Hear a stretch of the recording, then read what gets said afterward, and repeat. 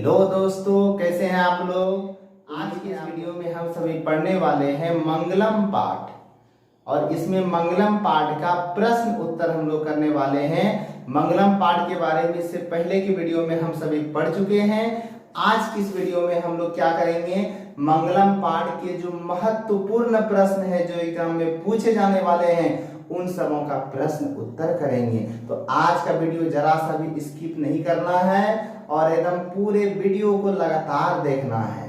तो बने रहिए इस वीडियो में। आइए अब हम लोग क्या करते हैं, पाठ का अध्ययन करते हैं। ये आइए क्वेश्चन है, समझिए एक तरीके से। दोस्तों आज की इस वीडियो में जितना भी क्वेश्चन हम लोग करने वाले हैं सब के सब VVI है, ठीक है। देखिए दोस्तों, पहला क्वेश्चन क्या है कि आत्मा के स्वरूप का वर्णन करें। आत्मा के स्वरूप का वर्णन करें अथवा आत्मा का स्वरूप कैसा है, वह कहाँ रहती है। ये दोनों के दोनों प्रश्न पूछे गए हैं और दोनों का उत्तर एक ही होगा, ठीक है। ये 2 साल पूछे गए हैं। अब देखिए इसका उत्तर क्या कहता है कि विद्वान का कहना है कोई भी चीज हम अपने ऊपर नहीं लेते। हम भले जानते हैं कि ऐसे होता है, लेकिन हमें जब लिखना है तो किसी का कथन बना देना, ठीक है। तो हम लोग क्या लिखेंगे, विद्वान का कहना है कि आत्मा मनुष्य के हृदय रूपी गुफा में सूक्ष्म से सूक्ष्म तथा महान से भी महान रूप में स्थित है। आत्मा क्या है, मनुष्य के हृदय रूपी गुफा में छोटा से छोटा तथा महान से भी महान रूप में स्थित है। जो मनुष्य सांसारिक माया मोह का त्याग कर देता है उसकी आत्मा महान परमात्मा में मिल जाती है और मनुष्य सांसारिक बंधनों से मुक्त हो जाता है। इसलिए विद्वान लोग सांसारिक माया मोह का त्याग कर ईश्वर का दर्शन करते हैं, ठीक है दोस्तों। तो आप लोग इसका स्क्रीनशॉट ले लें, फिर हम लोग चलते हैं अगले क्वेश्चन की ओर। आइए दोस्तों, अब हम लोग देखते हैं दूसरा प्रश्न।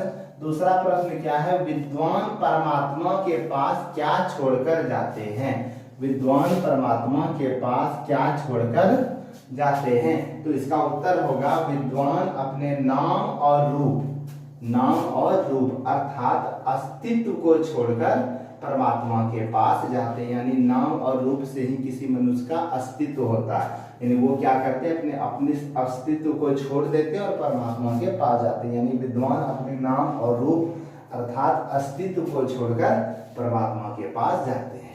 आगे क्वेश्चन है, नदी और विद्वान में क्या समानता है।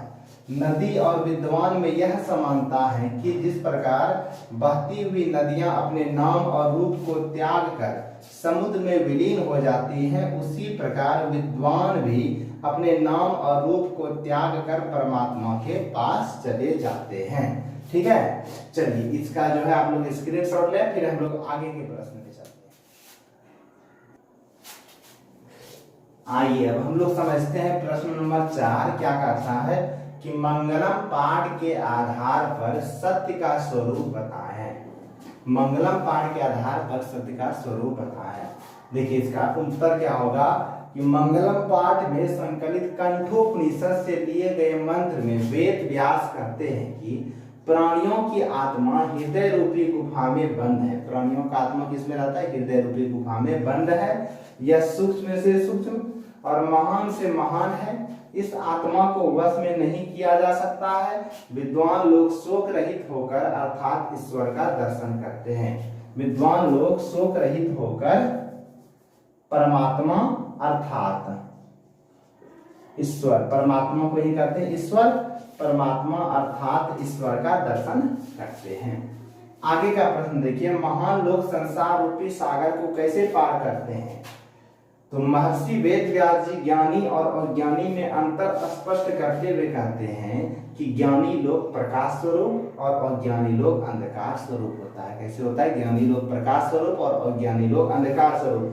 जो महान होते हैं वह मृत्यु का चिंता किए बिना वो मृत्यु का चिंता नहीं करते हैं। संसार के मोह माया मोह के बंधन से मुक्त होकर संसार के माया मोह के बंधन से मुक्त हो जाते हैं और संसार रूपी सागर को पार करते, क्योंकि इससे बढ़कर कोई अन्य रास्ता नहीं है।